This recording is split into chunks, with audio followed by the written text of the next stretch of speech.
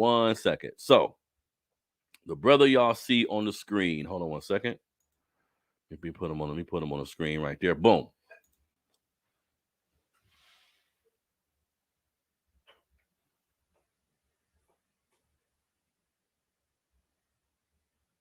Okay, so this brother's name is Mike Hickman, right? This brother's name is Mike Hickman. I'm gonna play y'all a video, a real quick video. This now what happened at the game. Basically, this is a youth Pop Warner football game. The brother Mike Hickman ends up getting shot. Right now, it's one of the reasons why it's making news, and this is unfortunate for this football player. But the football player, Aqib Talib, his brother is supposed to be the shooter. So I don't like the fact that I'm seeing a lot of news articles and publications, and they're putting his brother's picture next to the killers. That's not, or next to the brother who got killed. That's not cool. I mean, just because you were in the league before, I know that helps sell papers and helps put all the information out there. But this brother shouldn't be. They shouldn't associate with him with this killing so closely, because if you look real quickly, it'll look like he did it, right? They putting his picture right next to the dude who got killed. That's tacky how news outlets choose to do shit these days, but we know how it is, right? So I'm gonna play a quick video. Let me see something real quick here. I'm gonna play a quick. This video does not show the shooting, but it kind of shows what leads up to it. And again, this picture, I wanted to put this picture here. This brother name is Mike Hickman, because before we get into everything that transpired, like always, when somebody black get killed, this brother was a coach for hella years. He was an ex-athlete himself. I think he played D1 football. The people who loved him, the information is pouring in about who this gentleman was, right? So again, another black man killed. And usually, right, some of the news stories I report, we're talking about police killing us. We talk about niggas being in the hood doing shit, right? Shooting at each other, all this type of shit. But this situation happened at an area that's supposed to be sacred, right? Right? So how we handle disrespect as black men, it's really time to re-examine that, family, right? Because the goal was to teach these kids the game of football to help them in life, right? But all too often, even like all races to a degree, we see people with football games and they doing too much. I've never went too far, but I've been the kind of parent to a degree that put too much stock in what my kid does from an athletic perspective, right? And I guarantee you, this is some black shit. Like, I've been at games upset that my son's not performing, and there's a white parent next to me whose kid may be good, may not be good, but their conversations about the sport, this is just a game. He's just playing. He just out there having fun. They ain't talking about getting to the NFL, getting to the NBA. Of course, there's kids of other races who are good, and their parents begin having these conversations, but primarily that's some black shit. You see what I'm saying? Hold on 1 second, family. Let me plug this in.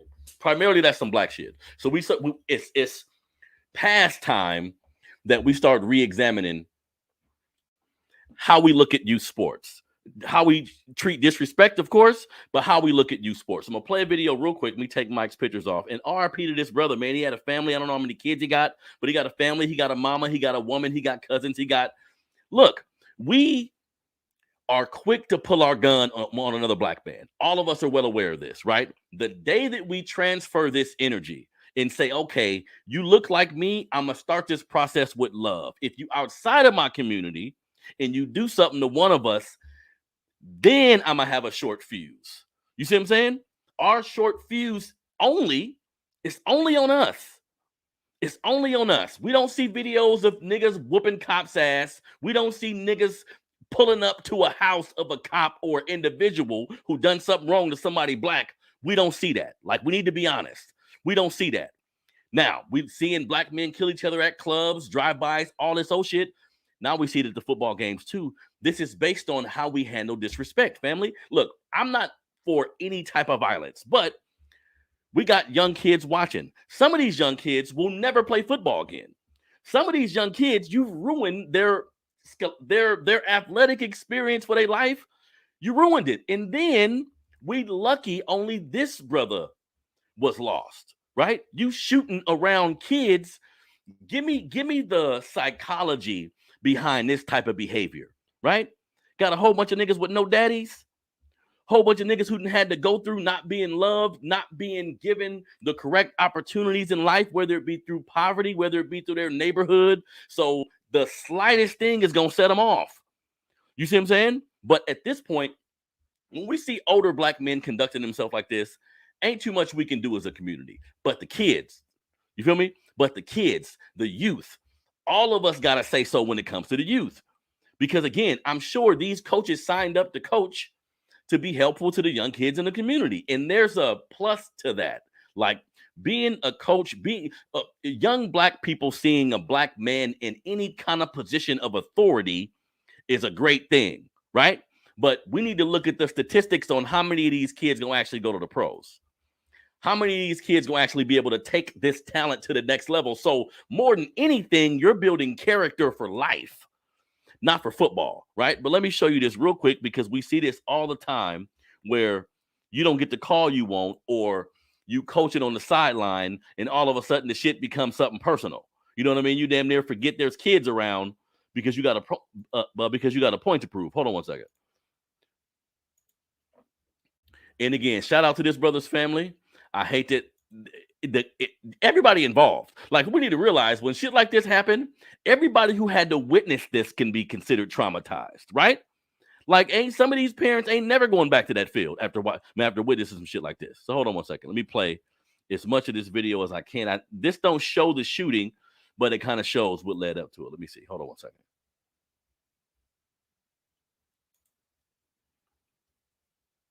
Let me see. Let me rewind it a little bit. Hold on one second. I'm going to take my volume.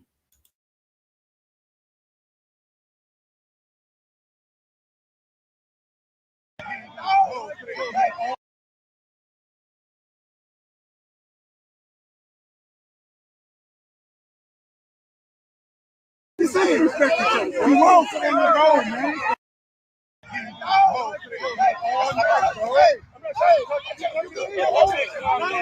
It's over, right? No, you wrong for this shit, bro. I'm just saying, respect each other. You wrong for them to go, man. It's over,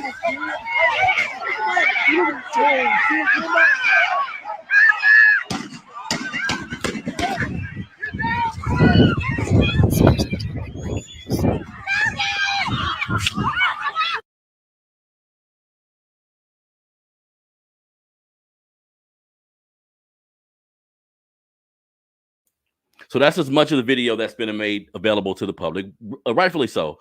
But something else I was thinking about, right? So we look at he was upset at the call. Nothing's wrong with that part. I've been a coach. If you're passionate about the game you coaching, I get it. You want to get the call right. But going after the other coach, now we talking something else. See, because look, your ass didn't make it to college to play football. You didn't make it to the pros. Don't put this pressure on your baby. This is what be happening a lot of times, family. Let's be honest. You got a regular fucking job. You missed your opportunity to be the sports star that you wanted to. Now you're putting all this pressure on your baby, and that goes over into how we treat the refs, how we treat the other coaches. Everybody should really be having fun in teaching these kids, right? Another thing I just noticed, they got into a scuffle in the background. The dude is arguing about the call, whatever. You can calm down from that point. In the background, they start fighting. Gunshots went off 12 seconds later. Who in the fuck got a gun at the baby's game?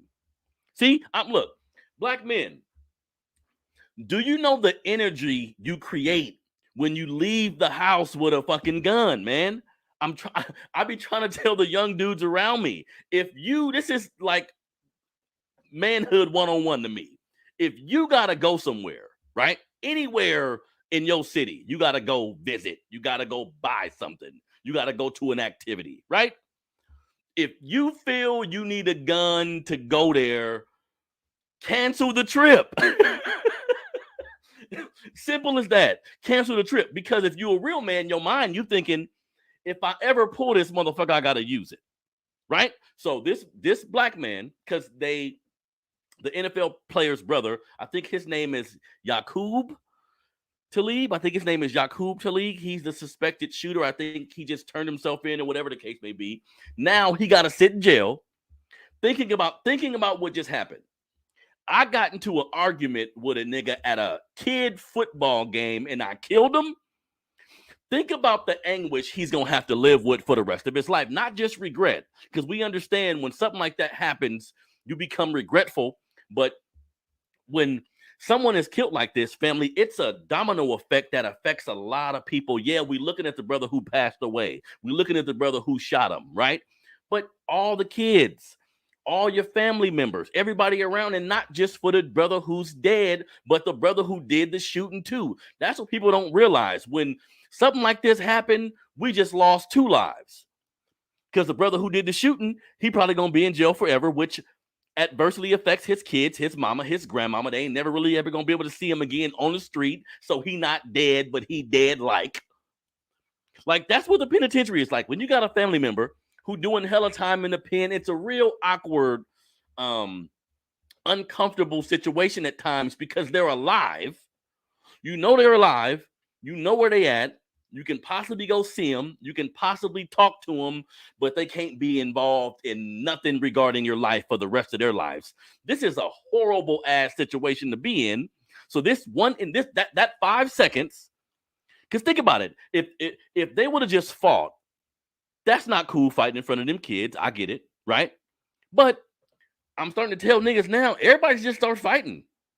Just start fighting. After a quick squabble, think about this.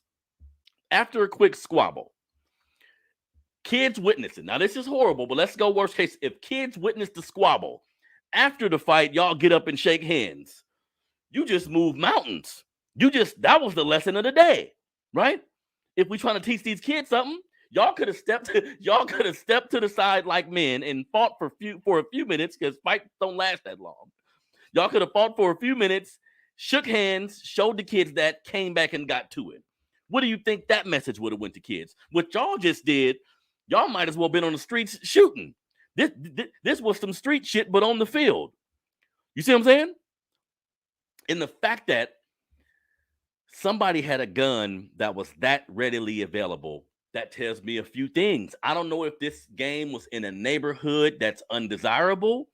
I don't know if he felt I'm going to have problems with the coaches on the other side. Whatever the case may be, you should only bring a gun when you're ready to kill. And in this situation, right, all these people around, he's lucky he just shot him. He could have shot a little. We see all the time 5-year-olds, 6-year-olds, 7-year-olds getting shot because niggas is neglectful with pistols. A gun is really just should be used to protect your family. Or if you have a vendetta with a man who done something to you, because that's something we don't factor in. Like, I'm just looking at things from both perspectives here. We always factor in someone was shot, the killer is in jail, he's wrong, he took that mother's son, took his kids from him, whatever the case may be, right? Sometimes we don't know what these niggas got going on. Sometimes we don't know what he did to homeboy, right? That's an actual thing, family. We looking at who got killed. It was wrong. Mama get on the news. My baby, my baby, my baby. Well, sometimes your baby was a goddamn animal out here. And he done made somebody else mama cry. You see what I'm saying? So the internal problem some of these brothers be having, I don't like to see it, but some of that shit ain't none of our business, right? But this instance, we see what happens in 5 to 10 seconds of a lapse in judgment. Feeling disrespected, right? Because we seen they was arguing. They went from arguing to fighting. They picked up the little stick they do the first downs with. They get to hitting each other. Within 5 seconds, the pistols come out. Where are we trying to go? Because on my show, I'm talking about reparations. I'm talking to all these inspirational people to try to inspire the family. Where are we trying to go? That behavior is never going to get us there. Because look, when we talk violence and getting to a point of being violent, right? Especially being Black folks, look how many people outside of our community project violence onto us on a day-to-day basis, whether it be, overtly, whether it be covertly, we're always getting something negative happen to us, whether it be by cops, vigilantes, whoever the case may be, right? Never do we take this same kind of venom for people outside of our community. So at some point, we're going to have to start re-examining how we handle disrespect. Nigga stepping on your shoe, nigga calling you a bitch, saying suck my dick. All these different disrespectful cloaks that we have that we go against each other with. How much of this shit is worth killing each other over? You see? So I just want to bring that point up to the family, man. Mike Hickman is the brother's name. RIP to that brother.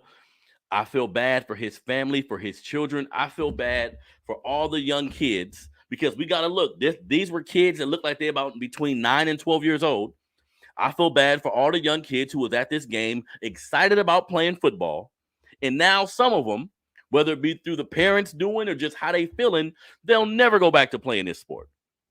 Never, for sure, not with this league in particular. You see what I'm saying? And even in my city, there are a lot of football organizations ran by ex-street dudes. And I'm all for that. Like these dudes are using football as a vehicle to kind of reinvent themselves, kind of do some good in some of these neighborhoods they spent years fucking up. See? So I understand that concept. But I also see, just to keep it real, I ain't never seen nothing like that happen. But I also see a lot of them take that same vigor that they had in the street and apply that to football. Some of them take the same vigor because some of them were extremely good as kids, right? Extremely good as kids. Then they found themselves in street shit. They had to go to the pen for a whole bunch of years. So like I said earlier, they're now living through the kids, whether it be their own kids or just kids they're recruiting, and they're using that type of energy. Because I see a lot of coaches recruiting kids, doing whatever they got to do. And I can tell that because he got on this little championship shirt. He got on this little ring they gave him last year. Like he's prideful in the youth sport program he's been able to create, but it's more of a personal bravado. He can brag to the other coaches. He can brag around town to a degree. I'm like, damn, what the fuck do any of that got to do with these kids? Because I understand winning, and I'm a competitive, damn near an asshole on the basketball court. But as I get older, I'm realizing competing is it. Yeah, but the qualities in which sports help create for young people, like the integrity, the teamwork, the working with a time frame, right? Working together in different instances. All of this is beneficial. But Black parents, don't think sports is the only place your kids can learn this, right? Because we put way too much on youth athletes at time. And like I said, other races of people don't do that. So let's have the same vigor about technology. Let's have the same vigor about your kid being a damn lawyer, your kid running his own business. We gonna fight over that? We gonna shoot over that? You see what I'm saying? Because at the end of the day, y'all at a goddamn pee-wee football game where y'all should be worried about teamwork and making sure you got the hamburgers ready or the goddamn Capri Suns, whatever you're going to have after the fact. You see what I'm saying? So RIP to that brother, man, but that's unfortunate. And this is being Black in America, coming from hood environments. This is the kind of temperament that we have to deal with. And the only way it's going to change as far as the youth is concerned, as far as the next generation is concerned, is when the adults begin to look at recontextualizing how we view all this shit so we can teach the kids the right way. Because again, those kids will be traumatized. We'll be lucky if any of them decide to go back to playing that sport. You see? Because what happened went way out of control. Way out of control. Now, this brother's gone. And I'm seeing all these posts about how for 20 years he's been coaching and helping all these kids. This is tragic, family. So we continually have both things happening to us, right? We have the systematic racism that we have to face every day, whether it be in the workplace, whether it be with the police, whether it be in your neighborhood. We can't escape that. And then some of us got to go back to the neighborhood we grew up in and deal with niggas who manage disrespect in their ego in this way. You see what I'm saying? So, man, we got a lot of work to do in our community, family, but it's going to be on the adults. Like the adults have the power to change the narrative of how these kids think and how these kids operate with one another. You feel me? So go to the website, man, melanatedconvo.com. Do me a favor and watch the last interview with my brother Chris Lodgson, the interview about reparations. He's a part of CJEC, the Coalition for a Just and Equitable California, who is on the front line in making sure California get reparations. So go watch that interview. Check out the website. The Instagram page is melanatedconvo100. Melanatedconvo100 is the Instagram page where you can follow the show. This is your brother Harrison.